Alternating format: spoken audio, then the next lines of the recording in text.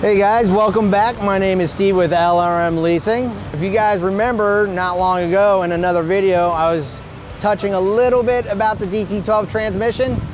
Well guys, guess what? I'm back with another DT12 transmission. And what I like to do is dive in a few of the questions that people have sent in about this nice, lovely looking beast of a transmission in your Freightliner Cascadias. Let's talk about it. Now, I did take the time to not pull it out, and I just found one on a pallet just to make this video a lot easier, and we don't have the rest of the truck to worry about. Yay! So let's start with the basic stuff. One question, Steve, I'm driving down the road. When it switches gears, it goes from fourth, neutral, fifth, sixth, neutral, 7, 8, neutral. So you guys see the gears going in and out for neutral. So usually what I'll do is I'm gonna look for an air leak. And the reason why is because we need air for the clutch to be pushed in and out. And to push that in and out, that's gonna be this bad boy right here, the clutch actuator, right here in the front, right? Having that there, you need that air to move back and forth. So the first thing I would do is check for any external leaks. So on the side, on the driver's side, so I want you guys to pretend there's a truck here, driver's right here. So there's on the driver's side along the frame, there are a few air lines, right? So you have two going from the back to the front, which that goes from the low-high range solenoid in the back to your shift actuator here. And then you have the big main air supply going to it as well. So usually I'll find something was rubbing up here on the top part is where I see it. We got to replace that. Or I actually find out that someone removed the line for whatever reason and they forget to tighten something. And it's usually this bad boy, which here, and then I just dropped the seal. But what happens is sometimes someone forgets to put that seal, or they didn't tighten it and it's leaking air and it's not gonna shift right. I gotta say, most of the time, I usually find, because I'll do a leak down test and do a clutch and transmission relearn and then retest it and it's still doing the same thing. So the next step I'm gonna have to do is pull the transmission back, and then I will find out that this has a hole, which is your clutch actuator. It's usually on the bottom, I find it. I'll move it back and forth, and we find a hole. Well, I'll end up replacing it, install it back in the truck, do a clutch and transmission relearn, take it for the test drive, and then eureka. We have where neutral is not showing up all the time when you shift between gears. Majority of the time, that's what the problem is. Now, when you pull down the transmission, the technician should be checking not only this, but checking your clutch and making sure the little fingers are not completely worn, there's no issues with the clutch, because then he may advise you that you might need a clutch too. So it doesn't hurt to have him inspect it. I mean, the transmission's down, take a look at it. But that's one of the complaints that I hear when a truck goes in and out of neutral. There is another one that I hear, and it's a little different. Steve, I drive, and it goes from first, second gear, third gear, fourth gear, fifth gear, just fine, until it's time to get to sixth gear. It'll drop into neutral, then try to search, and then grab a gear at 6 or 7, and then move through the higher gears just fine. 7, 8, 9, 10, 11, 12, no problems. And then when you start downshifting, right, and you go, all that's fine until it's time to go from 6th to 5th, drops into neutral again, and tries to hunt for that low gear, probably right back to 5th or 4th gear. If it's just doing that, there's another issue. Again, we're gonna start with air leaks. So if you guys just remember what I just said, the air leaks here on top, if there's a hole, we're gonna have a problem shifting into high-low range. And that is mounted on the back of the transmission, this beautiful son of a gun. So what happens is, when you go from 1 to 5, that's your low gear. Once you go from 6 to 12, that's high gear. That's the problem back here. So if it's not an air leak here, normally you would have to pull this off, clean it, because what happens is moisture gets in there, get a little bit build up. I just clean it, hone it, put a little bit of grease or replace the seal, pop it back in, do another, again, clutch and transmission relearn, and then take it for a test drive. And then guess what? Eureka, it's fixed again. So those kind of things are pretty the most common things that I've seen. I'll also get shifting issues, you know? I'll get a code, and sometimes you gotta do a transmission and clutch relearn. Well, when we do that, it's still not passing and it's hanging up, and that's usually because sometimes it's your shift controller here. Now there's quite a few codes that are out there, I just don't memorize them all yet. Either way, this is where it usually leads me to. So what happens is, on this side, this is your shift controller, you know, allows it to go through the gears. And this here is your TCM, this is the computer, right? So what I would do is I would pull this off, and believe it or not, it plugs right into the shift controller. So I'm gonna look for, you know, moisture, I'm gonna look for oil, any kind of issue that would cause an electrical issue to not let it shift right. Now, once I get it off, I'm gonna then inspect the other side of the shifter where it just hangs on like a little knob.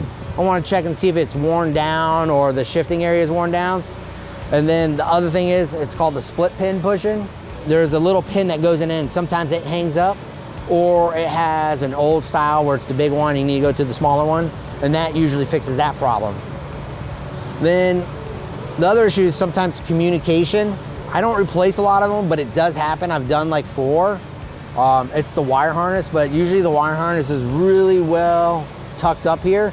Like they have it zip tied. The only way it usually has issues is like, for instance, someone doesn't put a zip tie back on and it's just bouncing around and starts rubbing, or someone does the fuel lines on top or anything else and doesn't put the brackets on, and guess what? It's up here, that line. So it's gonna rub right into the electrical and cause an electrical problem.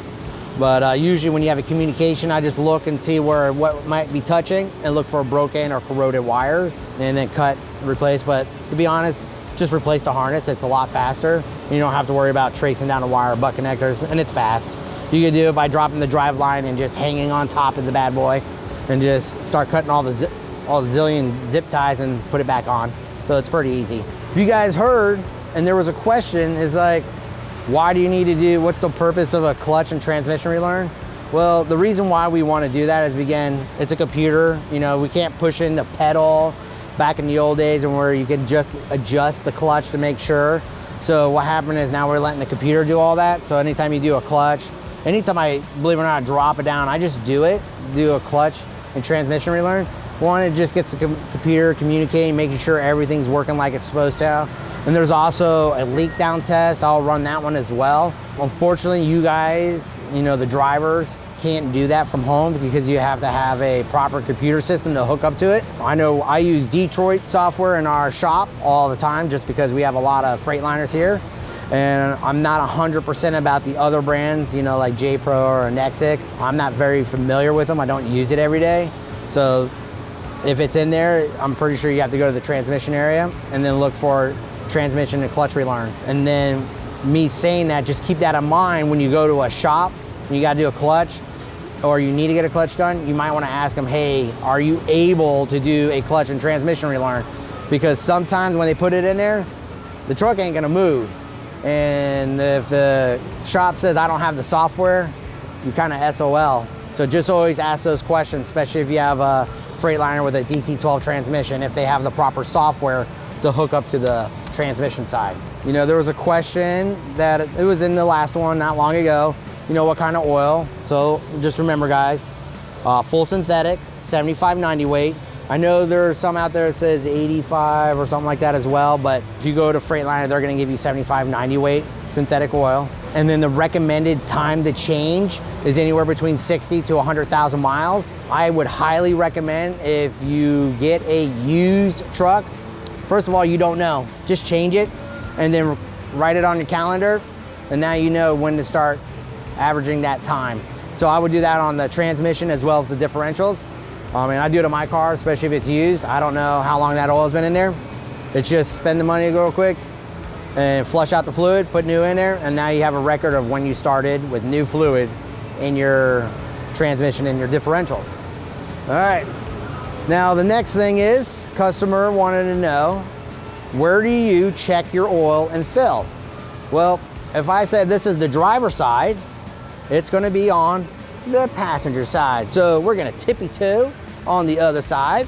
All right, guys, now that we have tippy-toed around to our fake truck, so now we're on the right side. So passenger side of the truck, you're gonna go underneath the truck. The frame will be right here, and there's a plug right here. We're gonna get a close-up of it. And then you're asking me, Steve, what tool? Well, I left it in the plug for you guys. So it's going to be an Allen, right? I use a socket kind. Don't use the hand because you're going to just hurt your hand. But get a Allen socket. The size on this bad boy, because I don't memorize it all the time, is a 14mm socket with a 1/2 inch drive. Put that on a long breaker bar and pop that bad boy free. Once you pop it free, one or two things are gonna happen. Oil might come out a little bit. That's good, that means it's full. Or no oil comes out, and then you're gonna stick your finger in the hole. Don't worry, nothing's gonna bite you. And then you stick it in and you put it down. If you touch it, it's full. Now, if you stick your finger in and you're like trying to, you know, figure it all out, you get no fluid, you need to fill it. And if you have to fill it, there's a good chance it's leaking somewhere. So just always remember, this is a self-contained unit. Anytime you see a leak or you get an oil leak repaired, make sure the technician checks, fills it, or just, you know, drain it all and put it all new fluid in there. So, and that's talking about an oil leak. I can show you where the next most common problem that we have oil leaks on the DT12 transmissions. So there's three that I normally see, which is right here. Consider we're in the front. It's gonna be this bad boy right behind the clutch actuator. And it's just a little seal back there, right? Then the next bad boy will be on the top part, right? It's a plastic cap. So what we normally do is I'll take a pair of pliers, wiggle, get that bad boy out, put a little, you know, clean the area, the surface, and then put a little gasket maker and pop that bad boy back in, let it dry, and then off to the races. The next part is the back end, the tail shaft, and that's usually pretty normal as well, where the seal will go out. So anytime you get those repaired, just remember, have the technician to check the oil level and make sure it's full. So it's pretty easy. So we're gonna tippy toe on the other side to look at where the filter is located on this bad boy, which is gonna be back on the driver's side back corner. All right, so now that we are back on the driver's side, remember we tippy toed around, and over here on the driver's side on the back part of the transmission, I already put the tool here. So it's another Allen head, again, 1/2 inch drive. This time you're gonna need a 22mm. And what you're gonna do is you're gonna pop this bad boy in here. Now, before you do that, don't just break it free and think you're not gonna get oil on you. Oil's coming, all right? Just drain the transmission first, then crack that bad boy open, get a bucket ready, and then whatever residual falls out is what you're gonna get. Now, if you see a lot of metal on it, there's a problem. Be prepared, you're probably gonna replace a transmission. That's what you don't want. Now, the filter, you know, once it's, you know, a little bit of debris is fine, but if you see a lot of like it's shimmering and glittery, then we have a problem internally. The transmission's getting hot and fluid is not being maintained in the transmission. So just keep that in mind. So when it's time to do a service on the transmission, replace the filter, tighten her back up, and then it's pretty simple. That's pretty much what I have for a service for the transmission. You got oil, and then you got the filter in the back. Pretty explanatory, shoot forward, and that kind of stuff. Let's talk about another question from a customer. He states that his transmission goes in the manual mode and not automatic. So usually I would have to follow up with a question, do you have an ABS light on? He will say yes. Fix the ABS light first, and that will usually kick this bad boy back into automatic mode. So when the ABS goes in, comes on your dash, hook up to it or go on the dash of your Freightliner and find out what the code is. They usually give you a letter location, so just a little hint. Driver's side steer tire, that's A. Then you go over to B, which is passenger right steer, and then so far. So you go A, B, and then go back again behind you. So A, B, C, D, E, F. So just keep that in mind if you guys want to know location when you see a letter for an ABS sensor problem. Keep that in mind. So again, transmission's in manual and you have an ABS light on, fix the ABS light first, and then she should be kicking back into automatic mode. So those kind of things is definitely what I see when it comes to a transmission issue. In the older models, I know you'll get a code for stock. You know, that's the little lever on the steering wheel on the right-hand side. Before the pins will spread, usually all I do is tighten them up and then plug it back in. Usually resolves its problem. That code's pretty much straightforward unless you got short to high. Don't just assume that you gotta replace the stock right away.